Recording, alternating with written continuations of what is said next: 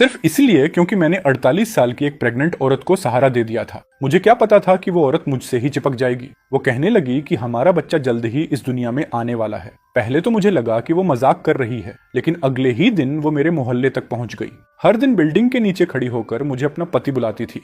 पड़ोसी मेरा मजाक उड़ाते, वाह भाई तेरी पसंद तो बड़ी तगड़ी है। ऐसी बूढ़ी औरत भी पसंद आ गई। मुझे लगा ये औरत दिमागी तौर पर बीमार है, इसलिए मैंने उसे इग्नोर करना ही बेहतर समझा। लेकिन ठीक 2 महीने बाद मेरी शादी के दिन वो अचानक 5 नवजात बच्चों को लेकर शादी में घुस आई और गुस्से में एडीएन टेस्ट रिपोर्ट मेरे मुंह पर फेंक दी।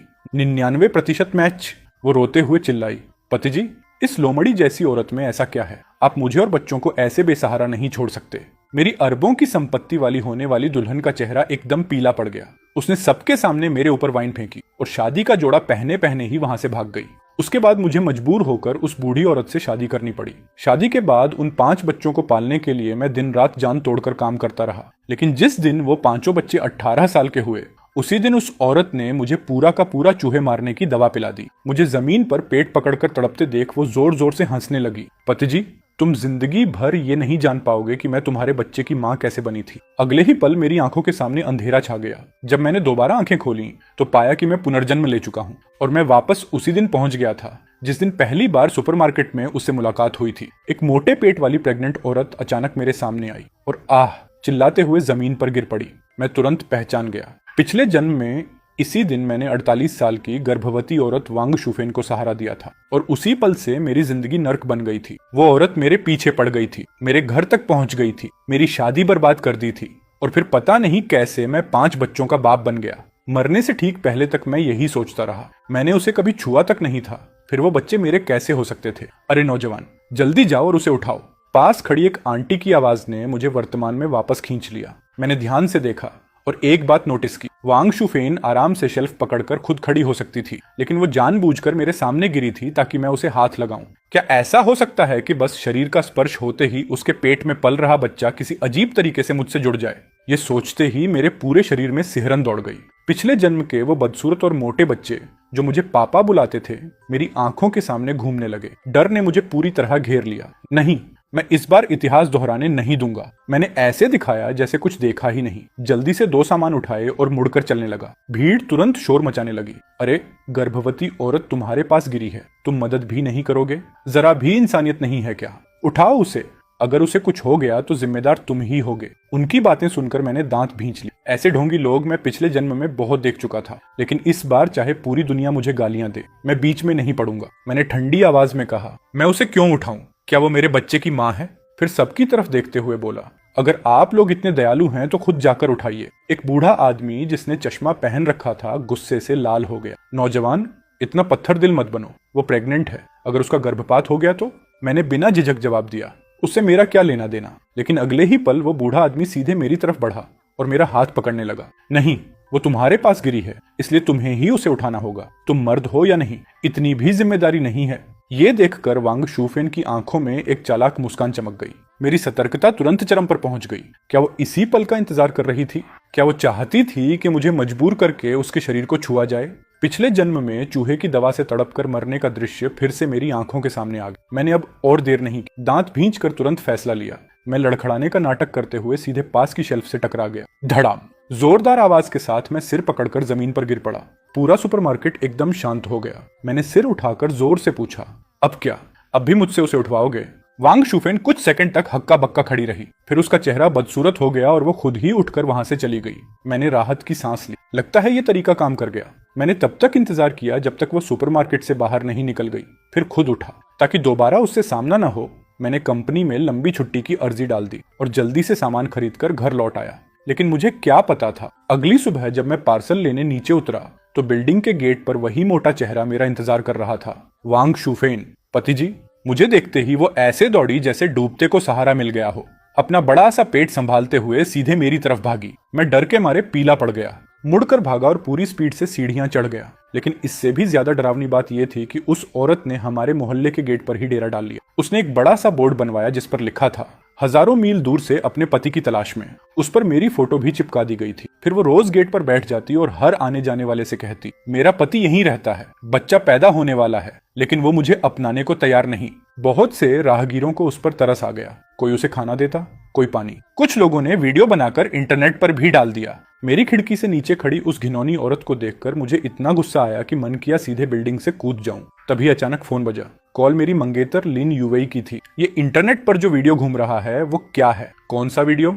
खुद जाकर देख लो। क्या तुम्हारी कोई दूसरी औरत है? मैंने जल्दी से फोन खोला और देखा कि एक वीडियो वायरल हो चुका था। 48 साल की गर्भवती महिला का दर्द, बेवफा प्रेमी की बेरुखी। व्यूज पहले ही 1 लाख पार कर चुके थे। वीडियो में वांग शुफेन आंसुओं से भरे चेहरे के साथ कह रही थी, मेरा पति मुझे बूढ़ी और बदसूरत समझता है। मैं उसे दोष नहीं देती, बस इतना चाहती हूँ कि वो हमारे बच्चे को अपना ले। मैं यहीं उसका इंतजार करती रहूंगी। कमेंट सेक्शन गालियों से भरा पड़ा था। ऐसे कमीने को तो सजा मिलनी चाहिए। 48 साल की उम्र में प्रेग्नेंट होना कितना मुश्किल होता है। ये आदमी बिल्कुल बेदिल है। ऐसे मर्द को पुलिस के हवाले कर देना चाहिए। गुस्से से मेरे हाथ कांपने लगे। युवई, मेरी बात मानो, मैं उस औरत को बिल्कुल नहीं जानता। वो पागल है। अगर सच में ऐसा होता तो हमारी शादी। लेकिन दूसरी तरफ से सिर्फ कॉल कटने की आवाज आई। उसी समय रेजिडेंट ग्रुप में भी मेरा नाम लेकर लोग बातें करने लगे। बच्चा पैदा करके अब जिम्मेदारी से भाग रहा है। कटोरे में खाकर हांडी पर नजर रखने वाला आदमी है ये। क्या इसकी मंगेतर को पता है? ये सब बोलने वाला मेरा प्रेम प्रतिद्वंद्वी गोताऊ था। वो काफी समय से मेरी खूबसूरत और अमीर मंगेतर पर नजर लगाए बैठा था। अभी जो युवई मुझसे नाराज हुई थी उसमें जरूर इसी की भड़काने वाली बातें शामिल थीं। मैंने तुरंत मंगेतर को दोबारा फोन करके समझाना शुरू किया। युवई, मैं कसम खाता हूँ, अगर मैंने तुम्हें धोखा दिया हो तो मेरी मौत भी अच्छी ना हो। वो औरत पूरी तरह झूठ बोल रही है। मैंने उसे कभी छुआ तक नहीं। फिर उसके पेट का बच्चा मेरा कैसे हो सकता है? काफी समझाने के बाद मैं किसी तरह उसे थोड़ी देर के लिए शांत कर पाया, लेकिन मेरे दिल में खतरे की घंटी लगातार बज रही थी। मैं तो वांग शुफेन से बचने की पूरी कोशिश कर रहा था। फिर भी उसे इतना यकीन कैसे था कि उसके पेट का बच्चा मेरा ही है? जब बहुत सोचने पर भी जवाब नहीं मिला तो मैंने खुद पहल करने का फैसला किया। मैंने उसके पति की तलाश वाले बोर्ड पर लिखे नंबर पर कॉल कर दिया। वांग शुफेन, तुरंत यहाँ से निकल जाओ। मेरे घर के बाहर तमाशा मत बनाओ। अगर तुमने मेरे बारे में अफवाह फैलानी बंद नहीं की तो मैं मानहानि का केस कर दूंगा। फोन के दूसरी तरफ से उसकी चिपचिपी आवाज आई। पति जी, गुस्सा मत होइए। मैं तो बस चाहती हूँ कि आप हमारे बच्चे को देख लें। मेरे रोंगटे खड़े हो गए। कौन पति? अगर फिर से ऐसी बकवास की तो मैं पुलिस बुला लूंगा। मैंने गुस्से में फोन काट दिया। लेकिन 1 मिनट भी नहीं बीता था कि मेरे फोन पर एक वीडियो आ गया। मैंने वीडियो खोला। अगले ही पल मेरी आंखें फटी रह गईं। वीडियो में बेहद अश्लील और घिनौना दृश्य था। मेरा पेट मचल गया और मैं भागकर बाथरूम पहुंचा, जहां काफी देर तक उल्टी जैसा महसूस करता रहा। ये आखिर क्या बला है? मैंने इस बूढ़ी औरत के साथ ऐसा कब किया? लेकिन जब मैंने दोबारा वीडियो ध्यान से देखा तो उससे भी ज्यादा डरावनी बात सामने आई। वीडियो के कोने में रिकॉर्डिंग की तारीख लिखी थी, साल 1998। मैं पूरी तरह सुन्न पड़ गया। 1998 में तो मेरा जन्म भी नहीं हुआ था। फिर ये वीडियो आया कहां से? मैं अभी इसी पहेली में उलझा हुआ था कि दरवाजे पर जोर जोर से दस्तक होने लगी। पति जी, दरवाजा खोलो। मुझे पता है आप घर पर हो। बाहर से वांग शुफेन की उत्साहित आवाज आ रही थी। मैंने डोर आई से झांका। उसका मोटा चेहरा देखते ही मेरे अंदर का डर और बढ़ गया। ये औरत आखिर है कौन और वो वीडियो क्या था? दरवाजा पीटना बंद करो, मैं तुम्हें बिल्कुल नहीं जानता। बाहर से उसकी आत्मविश्वास भरी आवाज आई। आप मुझे कैसे नहीं जानते? हमारे पास तो वीडियो भी है। उसकी बात सुनकर मेरा सब्र टूट गया। मैंने तुरंत 110 पर पुलिस को फोन कर दिया। 10 मिनट बाद पुलिस मेरे घर पहुंच गई। ऑफिसर, यही औरत है। ये लगातार मुझे परेशान कर रही है। जैसे ही वांग शुफेन ने मुझे देखा उसकी आंखें चमक उठी। पति जी, आखिर आप बाहर आ ही गए। वो फिर मेरी तरफ झपटने लगी। मैं डरकर तुरंत पुलिस वालों के पीछे छिप गया। एक पुलिस अधिकारी ने सख्त आवाज में कहा, मैडम, ऐसा लग रहा है कि आप सचमुच लोगों को परेशान कर रही हैं। कृपया हमारे साथ थाने चलिए। लेकिन वांग शुफेन बिल्कुल भी घबराई नहीं। ऑफिसर, मैंने किसे परेशान किया है? मैं तो बस अपने पति को ढूंढ रही हूँ। क्या अपने पति को ढूंढना भी अपराध है? फिर उसने बेचारी बनने की एक्टिंग करते हुए आंखों में आंसू भर लिए। मैं तुरंत बोला, झूठ, मैं इसे बिल्कुल नहीं जानता।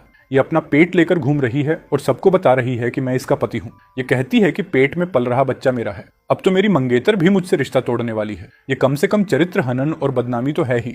आप लोग इसे ऐसे नहीं छोड़ सकते। जैसे ही पुलिस उसके पास पहुंची, वांग शुफेन ने अचानक अपना पेट पकड़ लिया। उसका चेहरा सफेद पड़ गया और वो भागने लगी। लेकिन नीचे पहले से मौजूद दूसरे पुलिस वालों ने उसे पकड़ लिया। थाने पहुंचने के बाद वांग शुफेन को पूछताछ कक्ष में ले जाया गया और मैंने वो रहस्यमयी वीडियो पुलिस को सौंप दिया। ऑफिसर, मेरा जन्म 1999 में हुआ था। मैं 1998 में इसके साथ संबंध कैसे बना सकता हूँ? और ऊपर से वीडियो भी रिकॉर्ड हो गया। ये कहकर मैंने उसी नंबर पर कॉल लगाया जिससे वीडियो भेजा गया था। अगले ही पल पूछताछ कक्ष के अंदर वांग शुफेन का फोन बज उठा। वो वीडियो उसी ने भेजा था। अब इसमें कोई शक नहीं था। इस औरत में जरूर कोई बहुत बड़ा राज छिपा हुआ था। पूछताछ कर रहा पुलिस अफसर भौहें सिकोड़कर बोला, ये वीडियो आखिर है क्या? वांग शुफेन ठंडी हंसी हंस पड़ी। मैं और मेरे पति का प्राइवेट वीडियो है, इसमें क्या दिक्कत है? पुलिस अफसर का चेहरा और भी उलझन भरा हो गया। मुझे नहीं पता था कि आखिर इस केस का नतीजा क्या निकलेगा, लेकिन इस वक्त मुझे बस घिन ही आ रही थी। तभी बगल में फाइलें चेक कर रहा एक पुलिस वाला अचानक बोल उठा, वांग शूफेन, पिछले साल ही तो आप विदेश से वापस लौटी थी। ये सुनकर मैं चौंक गया। क्या वांग शूफेन विदेश भी रह चुकी थी? वांग शूफेन कुर्सी पर आराम से बैठी थी। उसके चेहरे पर जरा भी घबराहट नहीं थी, बल्कि हल्की सी जीत वाली मुस्कान थी। ऑफिसर, मुझसे पूछताछ करके समय बर्बाद मत की। मुझे पता है कि अभी मैं जो भी कहूँ आप लोग यकीन नहीं करेंगे, लेकिन जब मेरा बच्चा पैदा हो जाएगा और डीएनए टेस्ट होगा तब सब सच सामने आ जाएगा। आप लोग मुझ पर भरोसा नहीं करते तो कोई बात नहीं, लेकिन क्या साइंस पर भी भरोसा नहीं करेंगे? उसका इतना आत्मविश्वास देखकर पुलिस भी थोड़ा हिचकने लगी। एक पुलिस वाले ने मेरी तरफ देखकर पूछा, लड़के, क्या तुम सच में इसके साथ कभी नहीं रहे? कहीं ऐसा तो नहीं कि किसी दिन शराब के नशे में कुछ हो गया हो? मैंने तुरंत दांत भींच कर कहा, मैं मर जाऊं फिर भी इस डरावनी औरत को हाथ तक नहीं लगाऊंगा। उसी समय वांग शूफेन का चेहरा अचानक बदल गया। उसने अपना पेट पकड़ लिया और दर्द से चिल्लाने लगी, आह नहीं, लगता है मुझे लेबर पेन शुरू हो गया। उसकी चीख सुनकर सब घबरा गए। जल्दी एम्बुलेंस बुलाओ। और उसी दिन वांग शूफेन ने ठीक पिछले जन्म की तरह 5 बच्चों को जन्म दिया। 2 दिन बाद पुलिस बेहद जटिल चेहरे के साथ डीएनए रिपोर्ट लेकर मेरे सामने आई। मेडिकल जांच के मुताबिक ये 5 बच्चे वास्तव में तुम्हारे ही हैं। रिपोर्ट पर साफ लिखा था 99.99% मैच। पुष्टि होती है कि चेन वेई 5 बच्चों का जैविक पिता है। एक पल में मेरा दिमाग सुन्न पड़ गया। पूरा शरीर पत्थर जैसा हो गया। ये कैसे हो सकता है? मैंने तो हर संभव कोशिश की थी कि उसे छू भी ना पाऊं। फिर उसके पेट का बच्चा आखिर मेरा कैसे हो गया? मैं अभी सदमे में ही था कि दरवाजा खुला। लिन युवेई काले ऑफिस सूट में अंदर आई। उसका चेहरा बर्फ की तरह ठंडा था। वो बिना कुछ बोले मेरे सामने आई और चटाक, एक जोरदार थप्पड़ मेरे चेहरे पर पड़ा। मैंने सच में तुम्हें गलत समझा था। उसकी आवाज बर्फ जैसी ठंडी थी। युवेई, मेरी बात सुनो, मुझे समझाने दो।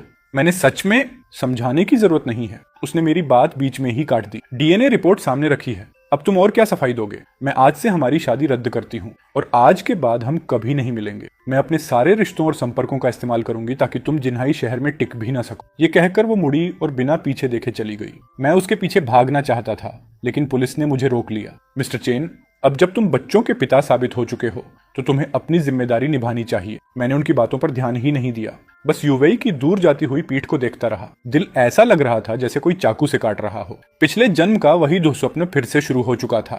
थाने से बाहर निकलने के बाद मैं बिल्कुल खोया हुआ था। रिपोर्ट साफ साफ मेरे सामने थी। युवेई भी मुझे छोड़कर जा चुकी थी। अब पूरी दुनिया मुझे ऐसा घटिया आदमी समझ रही थी जिसने गर्भवती औरत को धोखा दिया। लेकिन सच्चाई ये थी कि मैंने वांग शूफेन को कभी छुआ तक नहीं था। घर लौटकर मैंने खुद को कमरे में बंद कर लिया। मैंने ठान लिया, मर जाऊंगा लेकिन उस घिनौनी औरत के सामने कभी सिर नहीं झुकाऊंगा। लोग जो चाहे कहें, सच्चा इंसान बदनामी से नहीं डरता।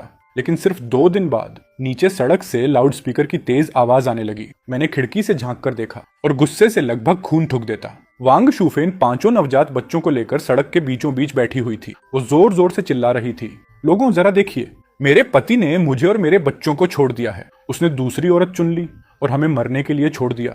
अगर ऐसा ही है तो हम माँ बच्चे सब मर जाते हैं। उसकी बात खत्म होते ही भीड़ भड़क उठी। ये आदमी कितना निर्दयी है। 5 बच्चे हैं, कोई अपने बच्चों को ऐसे छोड़ता है क्या? डीएनए रिपोर्ट भी आ चुकी है, अब भी नाटक कर रहा है। मेरा फोन पागलों की तरह बजने लगा और सबसे ज्यादा मुझे तोड़ने वाली बात यह थी कि लिन युवेई का भी फोन आया। हम दोनों के बीच जो भी हो, लेकिन वो 5 बच्चे मासूम हैं। तुम अपने ही बच्चों के साथ ऐसा कैसे कर सकते हो? फोन पकड़ते हुए मेरे हाथ कांपने लगे। युवेई, मैं कसम खाता हूँ वो बच्चे सच में मेरे नहीं हैं। इस हालत में भी तुम झूठ बोल रहे हो। तुमने मुझे बहुत निराश किया है। ये कहकर उसने फोन काट दिया। अगले कुछ घंटों तक मेरा फोन लगातार बजता रहा। रिश्तेदार, दोस्त, सहकर्मी, पड़ोसी सब मुझे कोस रहे थे।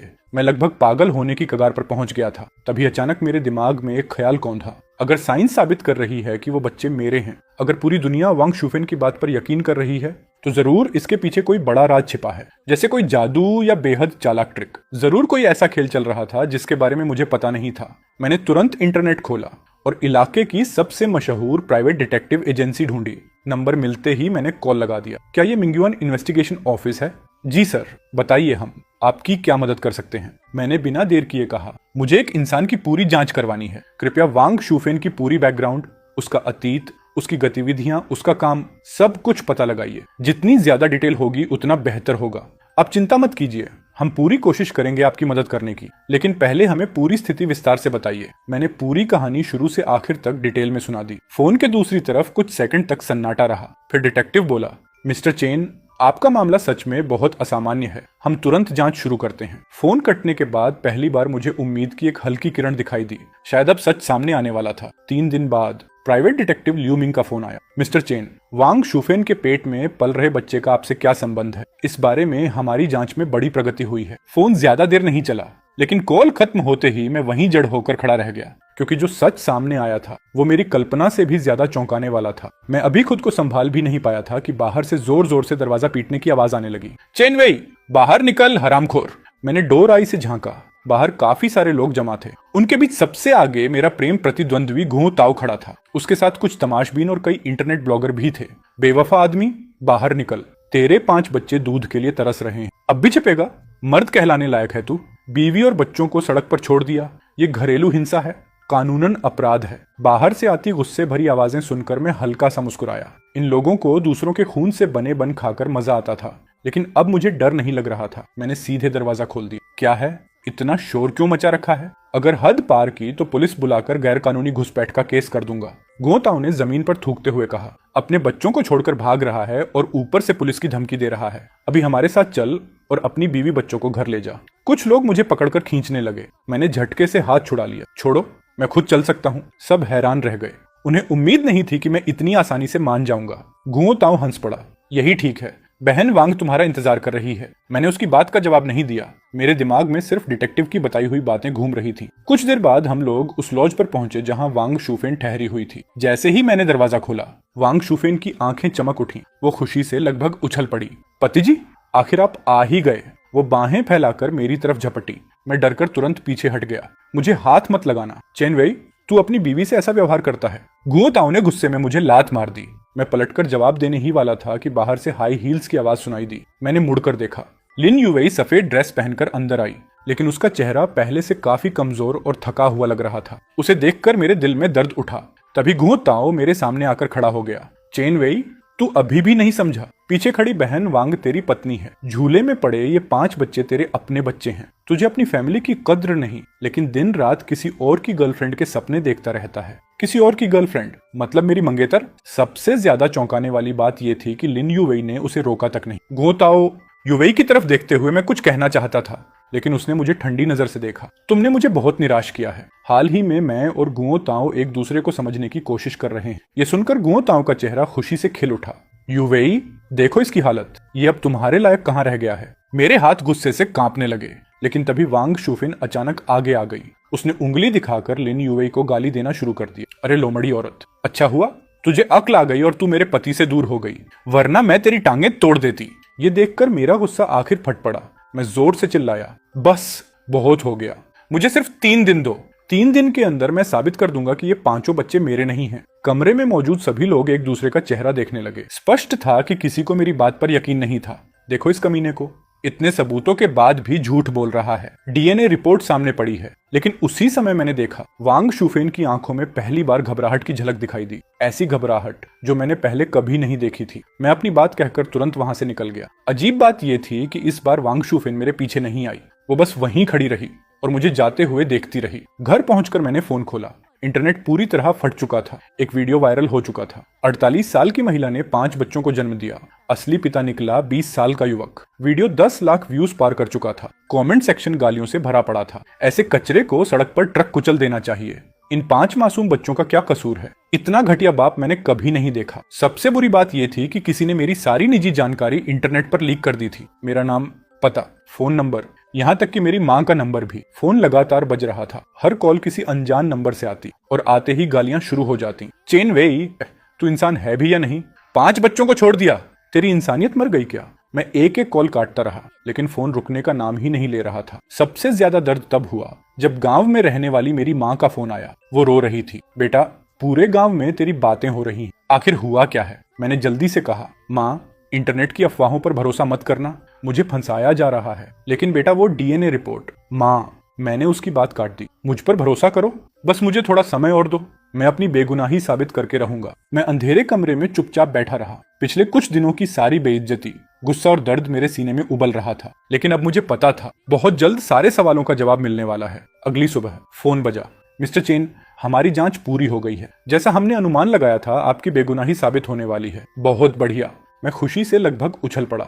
डिटेक्टिव ने आगे कहा, आज रात ही एक लाइव स्ट्रीम करके सच्चाई सबके सामने रख दीजिए। मैंने ठंडी मुस्कान के साथ कहा, आज रात मैं पूरी दुनिया को दिखाऊंगा कि असली जोकर कौन है। शाम 7 बजे वांग शूफेन के जर्जर किराए के मकान के बाहर लोगों की भीड़ उमड़ पड़ी थी। पिछले कुछ दिनों में सोशल मीडिया ने इस मामले को खूब हवा दी थी। ऊपर से वांग शूफेन रोज लाइव स्ट्रीम करके रोती धोती और लोगों की सहानुभूति बटोरती रहती थी। तभी भीड़ में किसी ने चिल्लाकर कहा, देखो वो बेवफा आदमी आ गया। एक पल में सबकी नजरें मुझ पर टिक गईं। चारों तरफ से गालियां और ताने बरसने लगे, लेकिन मैं बिना कोई भाव दिखाए सीधे वांग शूफेन के सामने जाकर खड़ा हो गया। मुझे देखते ही उसकी आंखों से आंसू बहने लगे।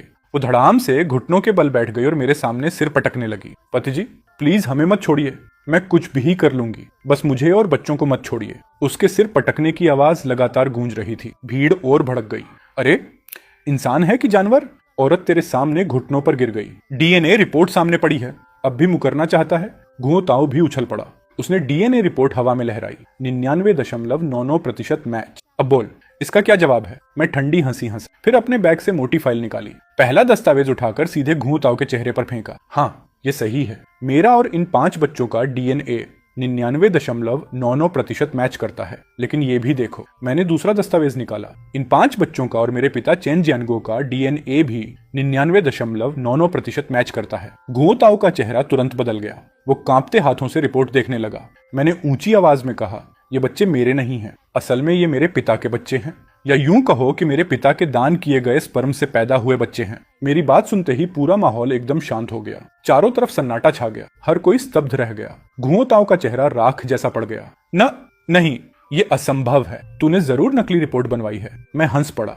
ये सारी रिपोर्ट सरकारी अस्पताल ने जारी की है, चाहो तो खुद जाकर जांच कर लो। उसी समय पुलिस की गाड़ियों के सायरन सुनाई दिए। कुछ पुलिस वाले भीड़ को हटाते हुए अंदर आए। कृपया रास्ता दीजिए। उनके साथ वही बुजुर्ग पुलिस अधिकारी भी थे जिनसे मेरी मुलाकात थाने में हुई थी। उन्होंने रिपोर्ट हाथ में लेकर ध्यान से देखी, फिर गंभीरता से सिर हिलाया। मिस्टर चेन सही कह रहे हैं, ये सभी रिपोर्ट असली हैं। भीड़ में हड़कंप मच गया।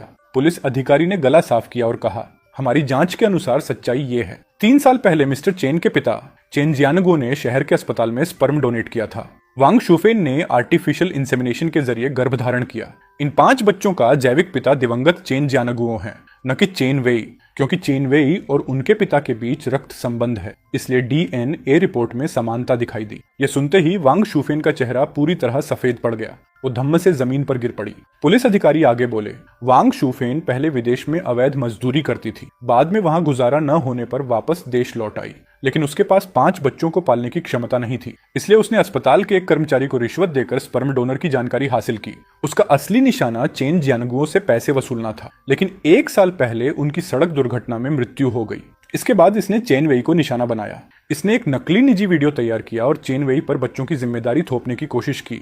अब पूरी सच्चाई सबके सामने थी। भीड़ में जोरदार हलचल मच गई। वांग शूफेन जमीन पर बैठी थी। उसके चेहरे पर पहले वाला घमंड कहीं नहीं था। वो बस खाली नजरों से सामने देख रही थी और बड़बड़ा रही थी, नहीं, ऐसा नहीं हो सकता, ऐसा नहीं हो सकता। जो लोग अभी तक मुझे गालियां दे रहे थे, अब सब शर्म से सिर झुकाए खड़े थे। कोई भी मेरी तरफ देखने की हिम्मत नहीं कर रहा था। पुलिस वांग शूफेन के पास पहुंची। आप पर झूठा आरोप लगाने और साजिश रचने का शक है, कृपया हमारे साथ चलिए। वांग शूफेन अचानक पागलों की तरह चीखने लगी। मैं नहीं जाऊंगी, मैं तो बस अपने बच्चों के लिए एक सहारा ढूंढ रही थी। मैंने क्या गलत किया है? लेकिन उसकी कोई नहीं सुन रहा था। कुछ ही देर में पुलिस ने उसे हथकड़ी लगा दी। मैंने पुलिस की गाड़ी को दूर जाते देखा और लंबी सांस छोड़ी। आखिरकार ये दुहा-स्वप्न खत्म हो चुका था। बाद में मुझे पता चला कि वांग शूफेन को झूठे आरोप, धोखाधड़ी और समाज पर बुरा प्रभाव डालने के अपराध में 20 साल की जेल हुई और घुओ ताओ को अफवाह फैलाने और बदनामी करने के जुर्म में 8 साल की सजा मिली। जहां तक उन 5 मासूम बच्चों की बात थी, उन्हें सरकारी संरक्षण में अनाथालय भेज दिया गया, जहां उनकी नई जिंदगी शुरू हुई।